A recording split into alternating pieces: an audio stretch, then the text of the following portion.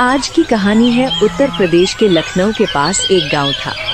उस गांव में 1 महीने पहले आकर रहने लगा था एक रहस्यमय आदमी। सब उसे प्यार से मटन वाला भैया बुलाते थे, क्योंकि इस गांव में यही आदमी था जो सबसे पहले मटन बेचना शुरू किया। वहां रोज बहुत भीड़ लगती और किसी को नहीं पता था कि आदमी आया कहां से। तो बन गया मेरा टेस्टी टेस्टी मटन। बस 50 में मेरा मटन खाएंगे, फिर देखना कैसे खींचे खींचे आएंगे। किसी को पता भी नहीं चलेगा कि 50 में मैं मटन कैसे देता हूँ। इसी गांव में था सुशांत नाम का आदमी, जो अंडा चावल की एक छोटा ठेला लगाता था। लोग उसका अंडा चावल खूब खाया करते थे। सुनो सुशांत भाई, हम दोनों के लिए एक एक प्लेट अंडा चावल लगा दो। नहीं, मुझे अंडा नहीं खाना। अंडा नहीं खाओगे तो क्या खाओगे? इस गांव में कुछ और मिलता भी तो नहीं है। लगता है तुम्हें कुछ पता ही नहीं है। बहुत दिनों से गांव में एक मटन वाला आया है। लोग कहते हैं उसकी मटन बहुत ही स्वादिष्ट होती है। बात तो तुम सही कह रहे हो भाई। चलो, मुझे भी आज मटन खाने का मन कर रहा है। इतना कहकर और दोनों आदमी वहां से मटन खाने के लिए चले जाते हैं। इधर अंडा वाला सुशांत ये सब देखता रह जाता है। कौन आदमी है जो गांव में मटन बेच रहा है? तो बस मेरे अंडा के दीवाने थे, अब कौन इनको आदत लगा दिया मटन खाने का? मटन वाले भैया का नाम था अंकित। अंकित रोज सुबह से ही अपने मटन का ठेला लगाता था। आज भी वो सुबह सुबह अपना मटन का ठेला लगा लिया था। भैया, आज कल से भी ज्यादा खुशबू आ रही है। अरे आपके लिए तो बनाया हूँ गरम गरम और स्वादिष्ट मटन। लेकिन पता नहीं तुम्हारा मटन जिस दिन ना खाऊं मन बेचैन रहता है। हाँ भैया, मेरे लिए मटन का ग्रेवी और ज्यादा डालना। ठीक है भाई, तुमको जितना खाना है खाओ, कोई परेशानी नहीं है।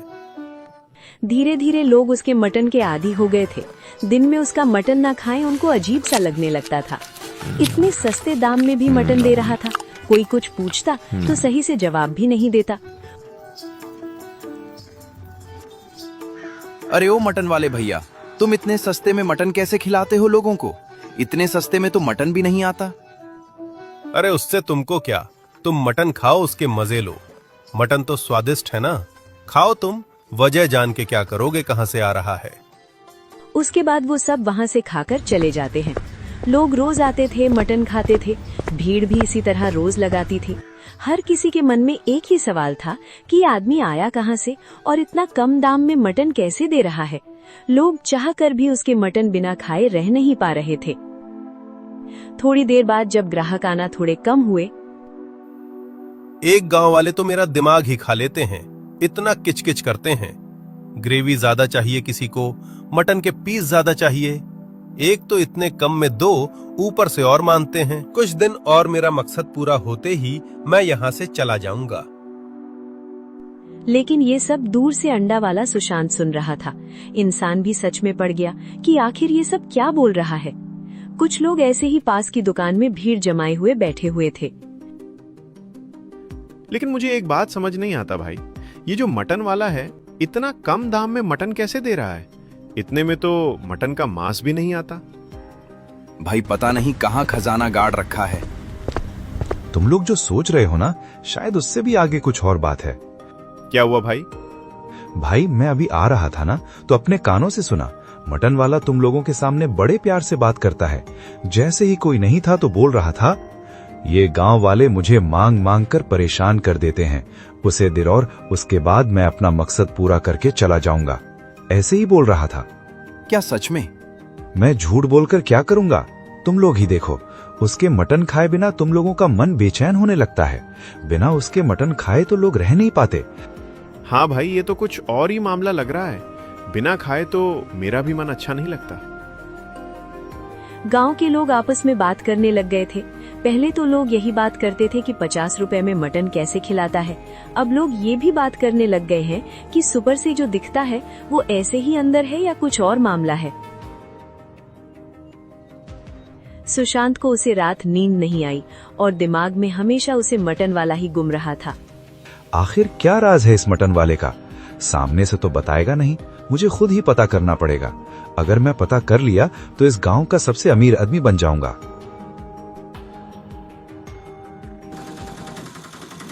अगले ही दिन अगले ही दिन अंकित के मटन खाने के लिए गांव के लोग भीड़ लगाए हुए थे। भैया मेरे लिए प्लेट जल्दी लगा दो, घर में मेहमान आए हुए हैं। भैया आपका खाना ना खाऊं तो मुझे तो नींद ही नहीं आती। और मेरे मटन में थोड़ी मिर्ची ज्यादा डालना। हाँ भाई, तुम लोग आ गए, मुझे सबका याद है। तुम्हारा मटन के साथ एक्स्ट्रा ग्रेवी, अरे भाई तुम्हें मटन का नल्ली वाला पीस, और तुम्हारे में एक्स्ट्रा मिर्ची। वाह भाई, तुम्हें तो सबके स्वाद पता है, को क्या खाना है, किसको कितनी मिर्ची खानी है। अरे भाई दोस्तों, तुम लोग तो मेरा परिवार हो, तुम्हारे खाने का ख्याल नहीं रखेगा तो कैसा होगा। सभी लोग मटन मांग रहे थे। अंकित मुस्कुरा के उन लोगों को मटन देने लगता है।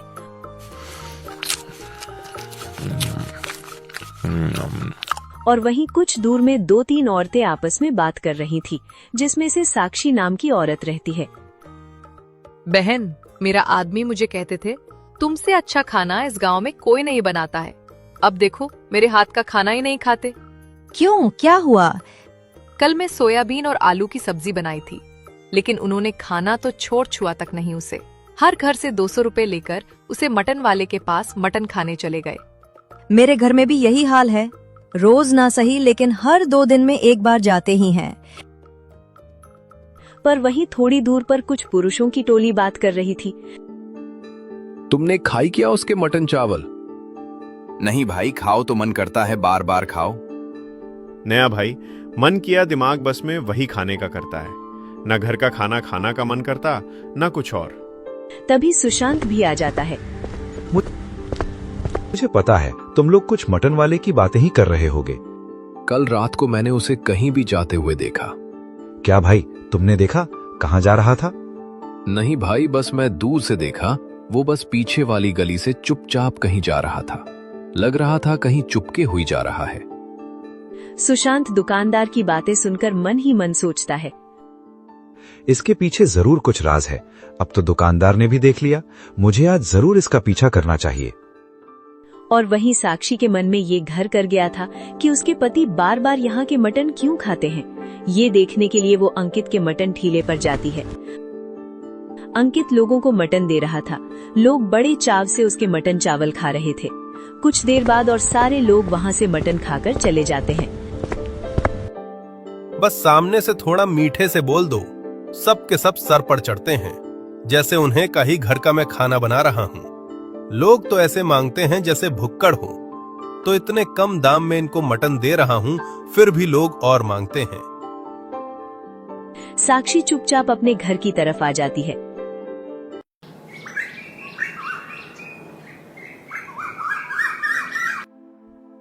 अजी सुनते हो जी, मैं भी उसे मटन वाले के ठेले के पास गई थी। सामने से ही इतना अच्छा है, पीछे तो लोगों की बुराई करता है। क्या फिर से वही? देखा, दुकान वाला भी बोल रहा था कुछ ना कुछ तो गड़बड़ है इस मटन वाले के साथ। भाई मैं अभी उसे कल रात को करीब 2 होंगे, मैं मेरे बेटे चिंटू का तबीयत खराब हो गया था, उसकी दवाई लेने के लिए डाक के घर गया था। मैंने देखा मटन वाला उतने रात को कहीं से आ रहा था। दिखा सुबह तो उसके जवान पर शक था, अब तो उसके रातों में भी शक होने लगा। गांव के लोग सब सो चुके थे, लेकिन वहीं सुशांत तो तैयारी में था। बस राज रात में खुलता है, आज तो इसका पीछा करके रहूंगा। मटन वाला अपना थैला बंद करके अपने घर की तरफ जाने लगता है और उसके पीछे पीछे सुशांत भी उसका पीछा करने लगता है। सुशांत चुपचाप खिड़की के बाहर से अंकित को देखने लगता है। अंकित जैसे मानो किसी से बात कर रहा हो। ये किससे बात कर रहा होगा? ये तो अकेला रहता है ना। आज तो कमाई अच्छी हुई, लेकिन ये गांव वाले तो परेशान ही कर देते हैं। एक तो इतनी कम में इनको मटन दे रहा हूं, फिर भी इनको शांति नहीं है। घर छोड़ो जल्दी, हमारा मकसद पूरा होने वाला है। ये सब बाहर से सुशांत सुन रहा था और वो अचंभा था कि ये किससे बात कर रही है। थोड़ी देर बाद वो एक बड़ा सा मटन काटने का सामान लेकर आता है। कल तो मुझे देर हो गया, चलो जल्दी करते हैं। आज ही मैं मटन काट कर उसे मसाले के साथ मिला देता हूँ। उसके बाद अचानक अंकित ने एक बड़ा सा कटाना लिया और जैसे वहीं पर कमरे के अंदर किसी को काट दिया। उसके छोटे छोटे मटन के पीस बना लिए। ये सब देखकर सुशांत के पैरों तले जमीन खिसक गई। वो डर के मारे वहां से फटाफट भाग जाता है। अगली सुबह चाय की दुकान पर सुशांत की आवाज भारी थी। पता है, आज रात को मैं उसे मटन वाले के घर गया था। फिर क्या हुआ भाई, बताओ। चुपचाप बात कर रहा था। किससे? पता नहीं, मगर साफ किसी को जवाब दे रहा था। सबसे हैरानी की बात क्या है बताऊं? वो अचानक से किसी से बात किया, उसके बाद एक काटना लेकर किसी को फट से काट दिया। ये सब बातें सुनकर वहां पर खड़े लोग सब चौंक जाते हैं। तो तुम्हारा कहने का मतलब ये हमें किसी जानवर या कुछ अर का मांस खिला है? लेकिन भाइयों, खाने में तो बिल्कुल मटन जैसा ही स्वाद आता है। हाँ, लेकिन मुझे नहीं पता कि वो क्या काट के उसका मांस लिया, लेकिन कुछ तो गड़बड़ है। वरना 50 रुपए में वो इतना सारा मटन कैसे खिलाता है? 50 रुपए में तो कच्चा मांस भी नहीं आता। हाँ, और वो कह रहा था कि हमारा मकसद मैं नहीं भूलूंगा। अब तो मुझे पक्का लग रहा है इस मटन के पीछे कोई सीधी बात नहीं है। मगर कुछ भी कहो, मेरा तो अब उसका मटन खाने का मन ही नहीं कर रहा है। अब बात बहुत आगे निकल चुकी है। अब गांव में लोग सिर्फ इतना नहीं पूछ रहे थे कि अंकित 50 रुपए में भरपेट मटन कैसे खिला देता है। अब उनके मन में डर भी घर कर चुका था। अगर मटन इतना कम में इतना सब मिल रहा था तो उसके पीछे आखिर चल क्या रहा था। अगली शाम ठेला वैसे ही लगा था। भीड़ पहले जैसी थी। अंकित सामने से पहले जैसी मीठी बातें कर रहा था। आओ मेरे भाई लोग, मटन गरम गरम है, शर्माना मत। जितना मन लगे उतना खाना भाई लोग। आज तो मटन बहुत स्वादिष्ट है। मन कर रहा है एक प्लेट और खा जाऊं। मन करे तो उसे नहीं रोकते आप, एक प्लेट और खा लो। वो आदमी एक प्लेट और खाकर वहां से चला जाता है। अब गांव वाले को शक हो गया था, तो सारे गांव वाले सीधा मुखिया से मिलने का फैसला करते हैं और मुखिया के पास जाते हैं। मुखिया जी, गांव के सारे लोग उसे मटन वाले के पास मटन खाने जाते हैं। इसमें क्या परेशानी है? मैं भी उसके मटन खाए, बड़ी स्वादिष्ट लगते हैं। सुशांत ने थोड़ा हिचकिताते हुए प्रधान को कहा। प्रधान जी, आपको थोड़ा अजीब लगेगा, पर मैंने पिछली रात ही उसको किसी से अकेले में बात करते देखा है। घर के अंदर ही कुछ मांस कट रहा था। प्रधान जी, आप कुछ करिए। पता नहीं वो किस चीज का मांस बेच रहा है। लोग उसके पास खींचे कैसे जा रहे हैं। कुछ तो है उसके मटन में। उनकी सारी बात मुखिया ने सुनी। ठीक है, तुम लोग चिंता मत करो। कल ही मैं किसी को बुलाता हूँ और उसके ठेले की जांच करते हैं। अगले ही दिन प्रधान के साथ गांव के कुछ लोग और साथ में एक फूड इंस्पेक्टर को बुलाया जाता है। जी देखिए, फूड इंस्पेक्टर हूँ। गांव में चर्चा है और साथ वो फैला हुआ है, जिसके कारण हमें साफ साफ जानना है कि खाने में कोई गड़बड़ तो नहीं। जो देखना है देख लीजिए साहब, हमारे खाने में कोई परेशानी नहीं है। इंस्पेक्टर ने कढ़ाई देखी, मसाले देखे, मटन देखा, पकाने का तरीका देखा। फिर उसने थोड़ा खाना चखा, एक और, फिर दूसरा, फिर तीसरा। लोग दिल थाम के इंस्पेक्टर की तरफ देख रहे थे और उसका जवाब सुनने के लिए बेकरार थे। खाना बहुत अच्छा है, साफ सफाई भी ठीक लग रही है। मुझे यहाँ कोई सीधी गड़बड़ नहीं दिख रही। इतना कहकर वो चला गया। मुखिया जी और सब लोग क्या करते हैं, वो लोग भी वहां से चले जाते हैं। लगता है गांव वालों को मुझ पर शक हो गया है और ये मेरा क्या ही बिगाड़ लेंगे। चाय की दुकान पर सब। भाइयों, क्या हुआ? जांच में तो गए थे ना तुम लोग? क्या पता चला उसके खाने में क्या है? क्या बोले भाई? सब लोग गए थे, लेकिन उसके खाने में कुछ मिला नहीं। भाई, मुझे तो लगने लगा है ये सुशांत का अंडा चावल का दुकान जब से बंद हुआ है, वो शायद उसे मटन वाले पर इल्जाम लगा रहा है। लेकिन इतना सब बातें झूठी नहीं हो सकती। सुशांत उन लोगों की बातें सुन रहा था और चुप था। मेरी बातों पर विश्वास ही नहीं, मैं इन लोगों को सबूत लाकर ही दिखाऊंगा। ऐसे ही एक रात दूर कुत्ते भौंक रहे थे। करीब रात के 12 बज रहे होंगे। बुलावा आ गया मुझे, अब जाना पड़ेगा। अंकित मटन वाला चुपके से रात के अंधेरे में कहीं जाने लगता है। बस किसी के नजर ना पड़े। ऐसे भी गांव वालों को मुझ पर शक हो गया ना। जल्दी जाकर सामान लेकर आऊंगा। अंकित चुपचाप दबे पांव तेजी से चलने लगता है और उसे क्या पता था कि गांव के पीछे गांव का चौकीदार उसे देख लेता है। इतना दूर से एक परछाई देखी। जब उसने ठीक से देखा तो उसे अंकित मटन वाला दिखा जो कहीं जा रहा था। अरे ये तो वो मटन वाला है। उसका मटन पूरे गांव में छाया हुआ है। इतनी रात को ये कहाँ जा रहा है? गार्डन कुछ देर तक जाता देखता रहा। सुबह होते ही उसने ये बात गांव के एक आदमी को बता दी। आदमी ने 2 और लोगों को कहा। दोपहर तक बात फैल गई। लोग बातें करने लगे। बात फैलते फैलते सुशांत के कानों में पड़ जाती है। बात अब सर से ऊपर जा चुका है। मुझे इसका राज खोलना ही पड़ेगा। अगली रात सुशांत ने ठान लिया कि अगर मटन फिर कहीं जाएगा तो वो उसके पीछे जाएगा। रात गहरी हुई। अंकित फिर निकला। इस बार सुशांत दूर दूर से उसके पीछे चलता रहा। गांव से बाहर सूखे कुएं के पास एक आदमी खड़ा था। उसके पास एक बोरा रखा था। किसी को पता तो नहीं चला? नहीं पता चला। मैं किसी को पता चलने ही नहीं दूंगा। ना हमारा मकसद कैसे पूरा होगा। ये लो तुम्हारा सामान। आज ज्यादा डाल दिया हूँ। सामान सही से है ना इसके अंदर? हाँ हाँ, जो तुमने बोला था वही है। ठीक है, फिर मैं जा रहा हूँ। कल आऊंगा। इतना कहकर दोनों अपने अपने रास्ते चले जाते हैं। ये सब सुशांत दूर से ही देख रहा होता है। सुबह उसने चौपाल पर आकर सब बता दिया। अब तो मैंने अपनी आंखों से देख लिया। रात में गांव के बाहर किसी आदमी से बोरा लेकर आया है। और दोनों क्या बोल रहे थे? किसी को पता तो नहीं चला। मैं किसी को पता चलने ही नहीं दूंगा। और हमारा मकसद तो याद है ना? अब भी कोई कहेगा कि सब ठीक है? नहीं, अब तो बात बहुत साफ है। बोरे में क्या था ये भी देखा।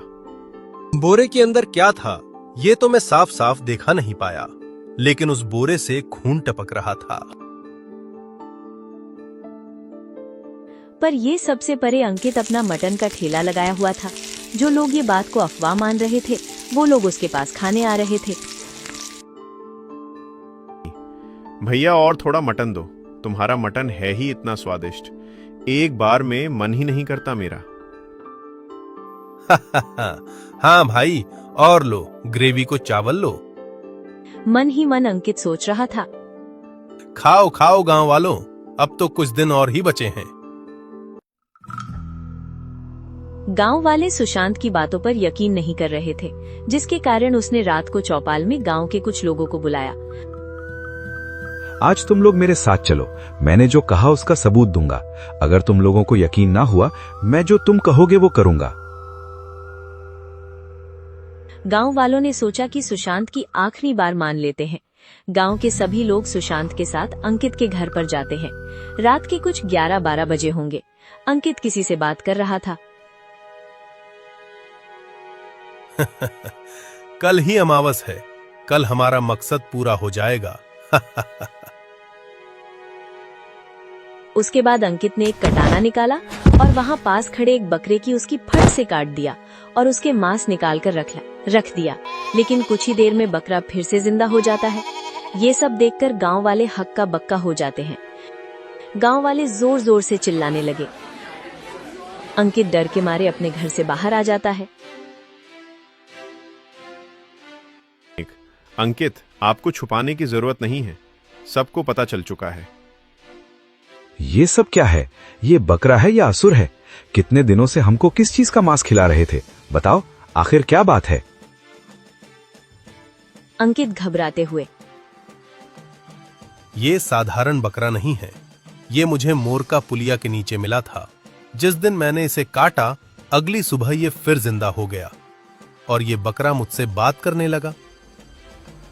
सुशांत कांपने लगा। अंकित हंसने लगा। लोग सोचते हैं मैं सस्ता मटन बेचता हूं क्योंकि मैं दयालु हूं, पर असली वजह यह है कि ये बकरा कभी खत्म नहीं होता। हर रात मैं इसका मांस काटता हूं और सुबह ये फिर जिंदा हो जाता। लेकिन ये सब करके तुम्हें क्या मिला? बकरे को क्या मिल रहा है? कल आखिरी दिन था। तुम सब लोग मेरे गुलाम बन जाते हैं। तुम सबको खा जाता, उसके बाद ये पूरा गांव मेरा हो जाता। जिसे मैं बेचकर बहुत सारे पैसे कमा लेता। आगे की जिंदगी आराम से जीता। मूर्ख आदमी, तूने सारा खेल खराब कर दिया। अब मैं तुझे नहीं छोड़ूंगा।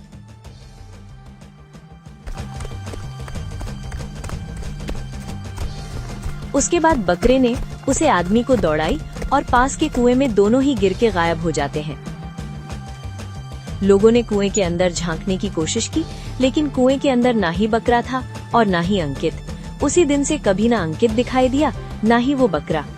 कुछ ही दिनों बाद सुशांत अपना अंडा चावल का दुकान चलने लगता है। लेकिन कहानी यहीं खत्म नहीं हुई, क्योंकि कई महीनों बाद एक दूसरे गांव में खबर फैली। एक नया आदमी आया है जो सिर्फ 50 रुपए में भरपेट मटन खिलाता है। चलो हम सब वहीं पर चलते हैं।